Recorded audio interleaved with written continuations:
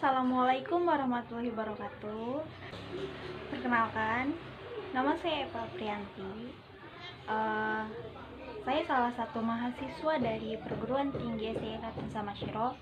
Saya akan menjelaskan sedikit tentang akuntansi pemeriksaan atau audit kepada saya.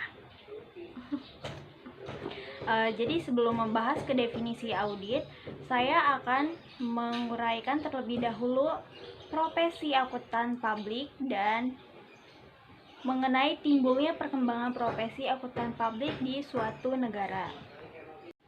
Laporan audit merupakan alat utama yang dipakai oleh auditor independen dalam mengkomunikasikan hasil pekerjaannya kepada pemakai jasanya. Lalu di sini juga ada timbul dan perkembangannya profesi akuntan publik. Profesi akuntan publik di suatu negara adalah sejalan dengan berkembangnya perusahaan dan berbagai bentuk badan hukum perusahaan di negara tersebut. Jadi, jika perusahaan-perusahaan yang berkembang dalam suatu negara masih berskala kecil, maka itu tidak memerlukan jasa audit ini. Tapi jika perusahaan-perusahaan yang berskala besar, pasti mereka memerlukan jasa audit ini. Profesi ini merupakan profesi kepercayaan masyarakat karena perkembangan pasar modal Indonesia diwarnai dengan meningkatnya jumlah perusahaan yang menjual sahamnya di pasar modal. Perkembangan pasar modal Indonesia merupakan pendorong perkembangannya profesi akuntan publik Indonesia. Jasa yang diperoleh oleh profesi akuntan publik yaitu jasa asuransi dan jasa atesti. Jadi akuntan publik yang memberikan jasa audit disebut dengan istilah auditor. Sedangkan pemeriksaan yang dilaksanakan oleh profesi akuntan publik terhadap laporan keuangan historik disebut dengan audit. Jadi gimana deh, apa yang bisa ditangkap? Jadi akuntansi publik yang memberikan jasa audit disebut dengan auditor. Pemeriksaan yang dilaksanakan oleh profesi akuntan publik terhadap laporan keuangannya disebut dengan istilah audit. Gitu kan? Lalu di sini ada definisi audit. Secara umum, audit itu yaitu suatu proses sistematik untuk memperoleh dan mengevaluasi bukti secara objektif mengenai pernyataan-pernyataan tentang kegiatan dan kejadian ekonomi dengan tujuan untuk menetapkan tingkat kesesuaian antara pernyataan disebut dengan kriteria yang ditetapkan secara penyampaian hasil-hasilnya kepada pemakai yang berkepentingan.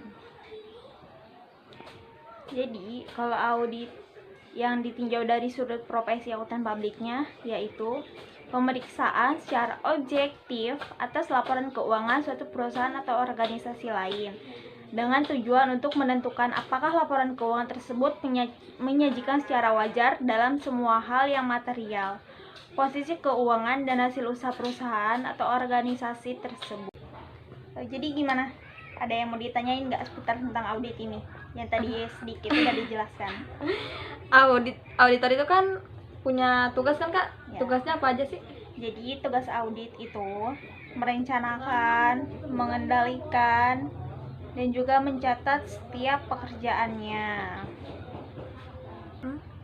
Dan juga memahami sistem akuntansi. Mendapatkan bukti audit agar mampu memberikan kesimpulan secara rasional. Dan juga meninjau ulang laporan keuangan yang relevan. Terus ada lagi? Apa lagi ya? Kalau jenis-jenis auditor itu ada berapa jenis sih auditor? Jadi jenis-jenisnya itu ada auditor internal, independen, dan auditor pemerintah. Jenis-jenisnya. Lalu ada juga auditor forensik, auditor pajak. Nanti.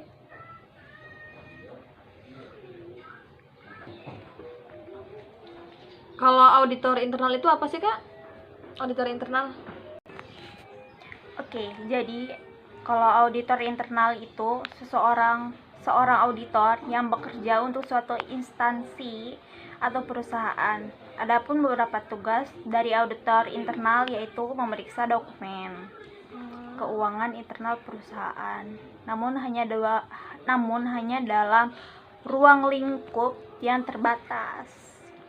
Kalau auditor pemerintah? Kalau auditor pemerintah, seorang auditor yang bekerja melayani lembaga-lembaga atau perusahaan milik pemerintah. Jadi tugasnya itu untuk cuma mengawasi keuangan dan juga praktek di lembaga instansi pemerintah itu sendiri. Jadi kalau misalkan ada lagi kan tadi yang udah dijelasin, ada audit forensik juga. Iya. Jadi kalau audit forensik itu auditor yang bekerja di bidang spesialis dalam bidang kriminal keuangan. Kalau auditor pajak? Oke, jadi kalau auditor pajak itu auditor di bawah Direktorat Jenderal Pajak atau DJP gitu, Kementerian Keuangan Republik Indonesia. Jadi dia itu tugasnya khusus untuk melakukan audit terhadap para wajib pajak tertentu gitu. Jadi Oke, jadi sini juga ada hierarki auditor dalam organisasi kantor akuntan publik. Jadi yang pertama itu ada partner atau rekan. Jadi partner itu menduduki jabatan tertinggi dalam perikatan audit, bertanggung jawab atas hubungan dan klien. Ya sama lah kayak kita itu partner gitu. Partner Jadi curhat. jadi kita juga bisa disebut dengan partner. Lalu di sini ada juga manajer. Jadi manajer ini bertindak sebagai pengawas audit itu untuk membantu auditor seniornya dalam mengerjakan program audit gitu. Jadi Yang mengawasinya? Iya, aku misalkan jadi manajer, jadi aku tuh membantu kamu gitu sebagai senior gitu. Terus ada juga audit senior gitu. Jadi audit senior itu bertugas untuk melaksanakan audit gitu, bertanggung jawab untuk mengusahakan biaya audit dan waktu audit sesuai dengan rencana. Ada juga audit junior. Audit junior itu melakukan prosedur audit secara rinci, membuat kertas kerja untuk mendokumentasikan pekerjaan audit yang telah dilaksanakan. Tuh. Lalu juga ada tipe standar profesi yang diterbitkan oleh Dewan. Ada 5 macam standarnya.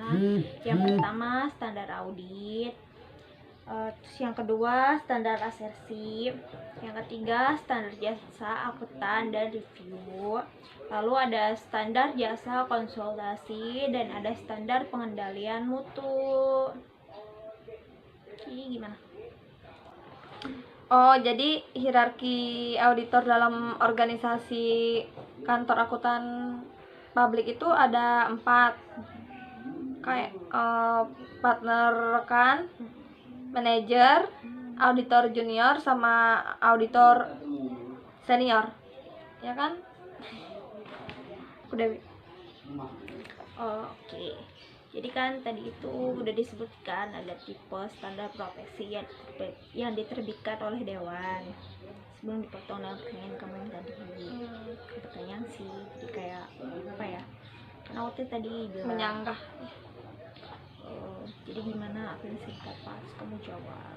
Oke, jadi di sini aku bakal ngejelasin lagi dari apa itu standar audit. Jadi standar audit itu merupakan pedoman audit atas laporan keuangan historis.